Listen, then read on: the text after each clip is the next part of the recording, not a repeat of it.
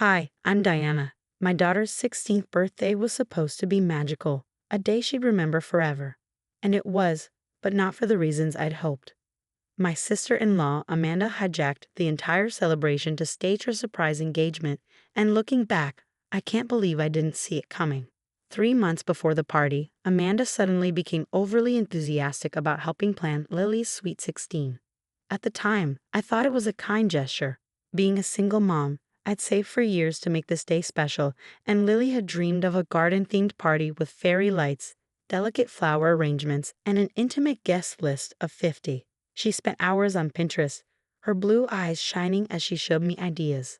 "Mom, look at these light-up butterflies." She'd squeal, her phone glowing with images of magical, whimsical touches. But Amanda had other ideas. "Let me help," she said with a saccharine smile, flipping her perfectly styled blonde hair. "I know the best event planners in the city." At first, I was hesitant, but when Amanda insisted and my brother Mark offered to help with costs, I reluctantly agreed. That was my first mistake. Slowly but surely, Lily's simple, personal celebration morphed into an over-the-top extravaganza. The guest list ballooned to over 200 people. Pastel colors became gold and white. "More elegant," Amanda said. Lily's vision was slipping away, and I was too blindsided to stop it. One night, Lily pulled me aside, her voice trembling. "Mom, this doesn't feel like my party anymore." "I know, sweetheart," I said, guilt weighing heavy on my chest. I tried to stand my ground. "Amanda, I appreciate your input, but this is Lily's day. She should have the party she wants." Amanda's sugary tone turned icy. "Diana, you've never planned anything like this. Trust me, I know what I'm doing. Besides, Mark and I are footing part of the bill, so we should have some say." I should have said no right then. Instead, I stayed silent, thinking I was keeping the peace. But Amanda's real plan didn't become clear until the day of the party. The venue was unrecognizable. Instead of a charming garden with fairy lights, there were champagne fountains, a massive dance floor, and white roses everywhere. Lily's sweet, simple birthday cake had been replaced with a towering 5-tier monstrosity covered in gold leaf. "Mom," Lily whispered, clutching my hand. "This isn't my party." Before I could respond, Amanda swept in, wearing a flowing white dress, more suited for a bride than a guest. She beamed as if she were the star of the show. "Everything is perfect," she declared. I assumed she meant Lily's big moment. I was wrong. Halfway through the party, Amanda clinked her glass, silencing the music. "Everyone, if I could have your attention," she announced, stepping into the spotlight meant for Lily's first dance with her dad. My stomach sank. "I have a special announcement," Amanda gushed, pulling Mark to her side. Mark proposed, and I said yes. She held up her hand, the oversized diamond glittering under the lights. The crowd erupted in cheers as photographers, whom I hadn't hired, materialized out of nowhere. It wasn't a party for my daughter. It was Amanda's engagement photo shoot. I scanned the room, but Lily was gone. I found her outside, sitting on a bench surrounded by the roses she dreamed of as her backdrop. Her shoulders shook with silent sobs. "She ruined everything," Lily choked out, her makeup streaked with tears. I wrapped my arms around her, fury boiling in my chest. "I'm so sorry, baby. This was supposed to be your day." "Did you see the photographers?" Lily sniffled. "Amanda planned all this for her stupid magazine feature. She never cared about me." That's when it all clicked. The gold and white, the influencers, the over-the-top decor. Amanda had stolen Lily's moment for her own selfish gain. When we returned, Amanda was holding court by the cake, basking in attention. "Diana," she called, waving me over. "Where's Lily? The photographer needs family shots." Something inside me snapped. No more photos. No more announcements. This is my daughter's birthday, not your engagement shoot. The room went silent. Amanda's perfect smile faltered. "Don't be ridiculous, Diana. This is a celebration for everyone." "No," I said, my voice steady with anger. "This was supposed to be Lily's day, and you turned it into a circus." Guests began murmuring, sensing the tension. Amanda's mask of composure cracked. "You're just jealous," she hissed, her voice low. "Jealous because Mark found someone who knows how to throw a real event, unlike you." I stared her down, a cold smile forming. "Jealous? No, Amanda. I'm furious. Furious that you thought you could hijack my daughter's birthday for your vanity." Get out. Now. The guests left quickly, the party ending in a flurry of whispers. Amanda's carefully crafted image shattered, and Mark's pleas for peace fell on deaf ears. When I got home, Lily was curled up on the couch. I hugged her tightly, promising her we'd create a memory worth keeping, a real celebration just for her. As for Amanda, she'd underestimated me. Nobody messes with my daughter and gets away with it. This wasn't the end. Not by a long shot. The next morning, my phone buzzed nonstop, flooded with notifications. Amanda had plastered social media with photos from Lily's party. Except, to her, it wasn't Lily's party. It was her engagement celebration.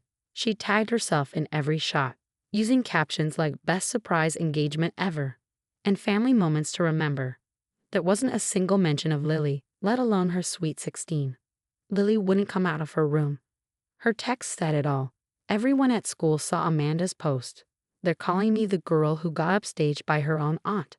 I can't face them. That was the breaking point. I called in sick to work and got to it.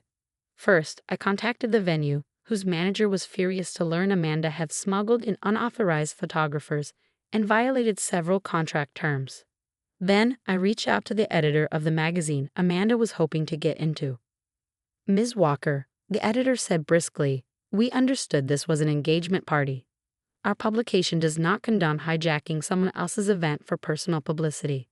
"Oh, it wasn't just any event," I replied, forwarding Amanda's emails detailing her plan to elevate a teen birthday party into her dream engagement spectacle. It was my 16-year-old daughter's birthday. The editor's silence spoke volumes. "Finally," she said, "we'll be pulling the feature immediately." But I wasn't finished. Amanda loved to flaunt her connections, most of which stemmed from her event planning business, a business she'd built by stealing credit for others' work. It didn't take much to find a trail of complaints. She hijacked my daughter's wedding, one woman shared. Showed up in a white dress, made a speech about her promotion, then used our wedding photos in her portfolio without permission. The stories poured in, each more damning than the last.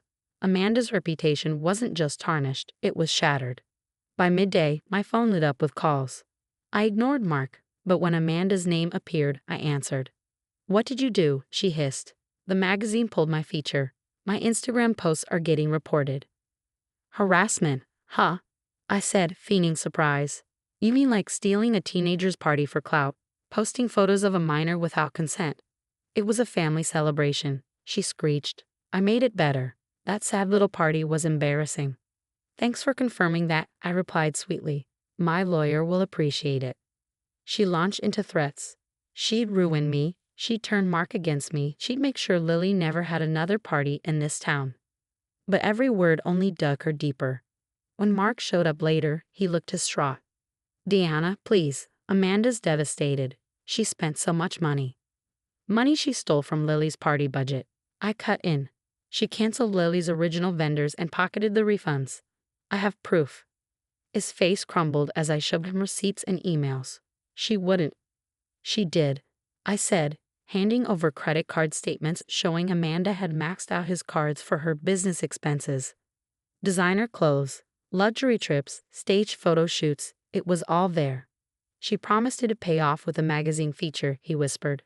"Well, now she'll need a new plan." By evening, Amanda's story was unraveling. A local blog had leaked her emails, exposing her manipulative tactics. Furious clients began canceling contracts. Her carefully curated image was crumbling post by post.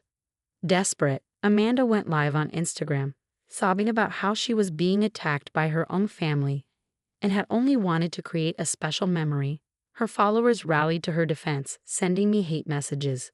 But Amanda had underestimated us. "Mom." Lily appeared at my door, phone in hand. "It's time." She'd been quietly documenting everything, every cruel remark, every forced change, every stolen moment. Together, we crafted a post that laid out the facts. Amanda's messages, venue footage, and financial records. No drama, just truth. "Are you sure?" I asked as Lily hovered over the post button. "She took my party," Lily said firmly. "She doesn't get to take my voice too." The post went live at midnight. By morning, Amanda's empire had collapsed. Clients were pulling out, her followers were abandoning her, and Mark finally saw the truth. The engagement's off, he texted. I'm so sorry, Diana. I should have listened. But his apology wasn't for me, it was for Lily. Amanda made one last desperate attempt, showing up uninvited. We can fix this, she begged, clutching her designer purse. I'll throw Lily another party, better, bigger. I'll give her credit in my posts. No, Lily said, her voice steady. You're not family. You never were. As Amanda drove away, I hugged my daughter tight. I'm so proud of you. She smiled. I learned from the best. Nobody messes with you, Mom. That weekend we threw Lily the party she deserved. Small, heartfelt, and full of love, just as she'd wanted. No photographers, no social media, just real friends and family. And as I watched Lily laugh under the twinkling fairy lights, I knew we'd won something Amanda would never understand. The kind of happiness you can't fake for the cameras. Karma might not be finished with Amanda, but as far as we were concerned, we'd already had the last laugh. The aftermath of Amanda's exposure spread like wildfire through our community, leaving her once dominant reputation in tatters. The local event planning circuit buzzed with whispers of her deception. But Amanda wasn't one to back down easily, she simply shifted her tactics. One morning, my lawyer called with surprising news. Diana, Amanda's filed a lawsuit against you. She's claiming defamation and business interference, seeking damages for lost contracts and emotional distress. I couldn't help but laugh. Let her, we've documented everything. But Amanda wasn't done. She landed a new job at Lily's school as the event coordinator. I only found out when Lily came home in tears. She's in charge of prom planning, Lily sobbed. She told the entire committee that students with problematic families shouldn't have leadership roles. Amanda had crossed a line, targeting my daughter's safe space. That was her fatal mistake. I called an emergency PTA meeting and showed up with a presentation detailing Amanda's history of event manipulation, financial misconduct, and self-serving schemes. Is this the person we want managing our children's events and funds? I asked the stunned parents. The school board didn't need much convincing. Her contract was terminated by the end of the day. Desperate and humiliated, Amanda made one last dramatic attempt at regaining her footing. She crashed Mark's birthday dinner at our parents' house, sporting a flashy new engagement ring, different from the last one, and clinging to our cousin Steve. We're engaged, she declared triumphantly, clearly expecting gasps and applause. Instead, Steve looked utterly baffled. Amanda, what are you talking about? We grabbed coffee once. That's it. The silence was deafening. Finally, my mother stood, her voice steely and firm. Amanda, enough. You're not welcome in this family anymore. That was the last we saw of her. From what I've heard, Amanda moved out of state, trying to rebuild her event planning business. But the internet has a long memory, and her schemes have become a cautionary tale in the industry. As for Lily, she's planning her college graduation party now. Small, intimate, and entirely her own. No social media, no drama, just family and friends who love her for who she is. Mom, she said recently, showing me her private Instagram account with a small circle of trusted followers. I'm so glad we kept my real sweet 16 off the internet. Some memories are too special to share. I hugged her, overwhelmed with pride. Amanda may have tried to steal her moment, but in the end, she only showed us what true family is and what it isn't. Mark eventually found someone genuine, a woman who loves our family's quiet gatherings and values moments for what they are, not for how they'll look online. And as for me, I've learned that the most precious moments are the ones we protect fiercely, keeping them safe from those who don't deserve to be part of them. The end. So, what would you do if someone hijacked your child's special day? Let me know your thoughts below.